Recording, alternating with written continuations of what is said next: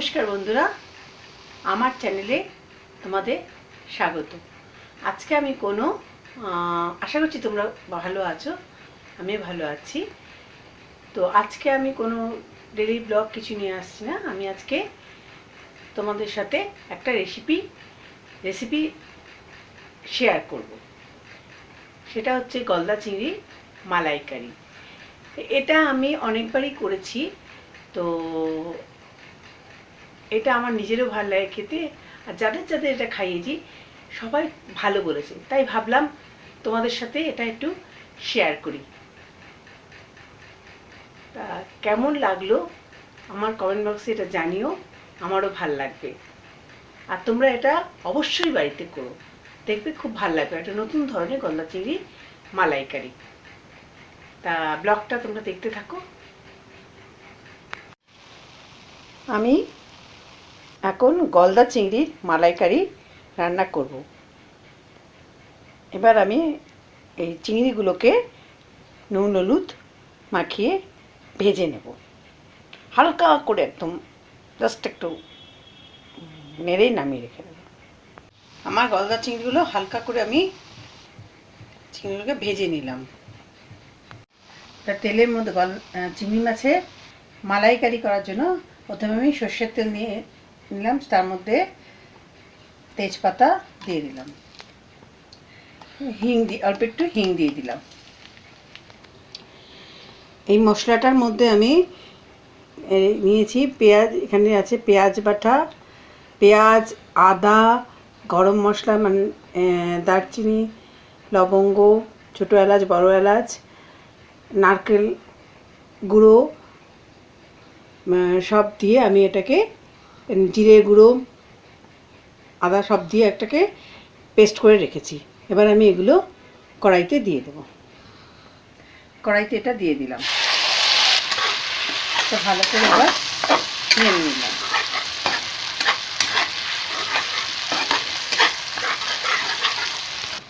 একটু একটা টমেটো আমি পেস্ট করে দিয়ে দিলাম।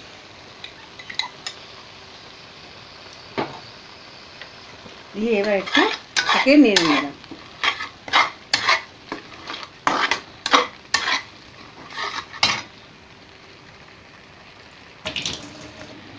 একটু নুন দিয়ে দিলাম। এবার এটাকে ভালো করে আমি একটু নেড়ে নেব।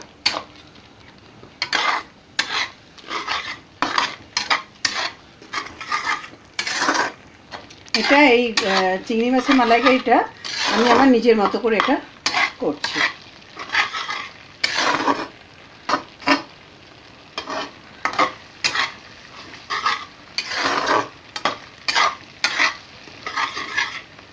এবার এতে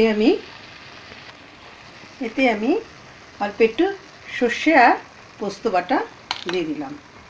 এটা খুব সুন্দর খেতে হয়, এটা একটা সুন্দর গন্ধ বের হয় আর খুব সুন্দর খেতে হয়। এটা আমি অনেকবার করেছি এটা, তাই ভাবলাম তোমাদের সাথে একটু শেয়ার করি এই রান্নাটা। আমি খাইনি, অনেকে খাইয়েছি, তারাও খুব ভালো বলেছিল এটা খেয়ে। এটা অন্য ধরনের, খুব সুন্দর হয় খেতে।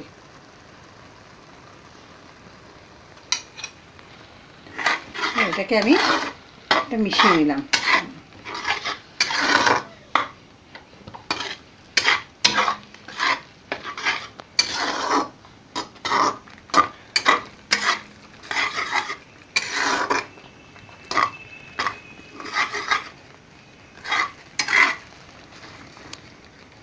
এটাকে মশলাটাকে একটু কষিয়ে নেব। হলুদ দিয়ে দিলাম।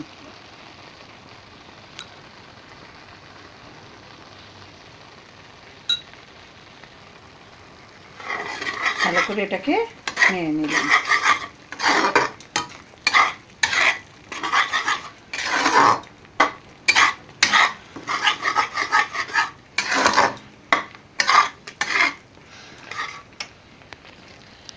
কাশ্মীরি লঙ্কা গুঁড়ো দিয়ে দিলাম।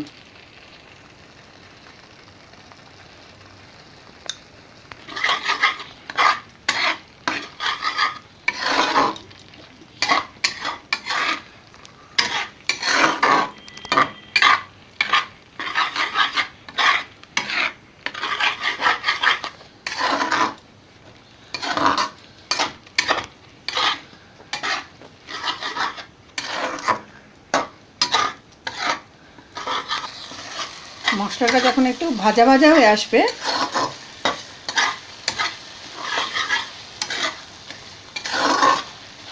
তখন এখানে আমি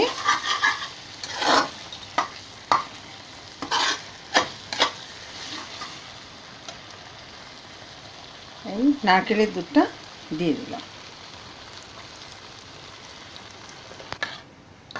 ভালো করে এবার এটাকে মিশিয়ে দিলাম।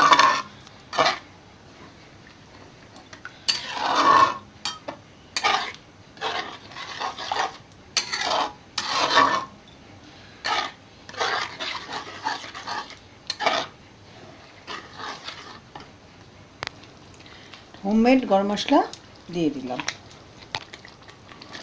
তা ভালো করে এটাকে নেড়ে নিলাম।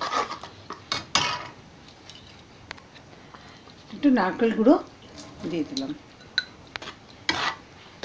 নেড়ে নিলাম।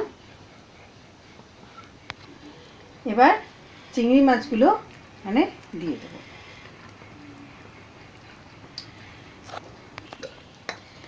এবার উপর দিয়ে আমি নারকেল গুঁড়োটা ছড়িয়ে দিলাম। আরেকটু করতে আমার চিংড়ি মাছের মালাইকারি তৈরি হয়ে গেল। আমার চিংড়ি মাছের মালাইকারি, গলদা চিংড়ি মালাইকারি তৈরি হয়ে গেল। এই ব্লগটা যদি তোমাদের ভালো লাগে তাহলে আমার চ্যানেলকে সাবস্ক্রাইব করো, শেয়ার করো আর লাইক করো। আজ তবে এইটুকু থাক, বাকি কথা পরে হবে।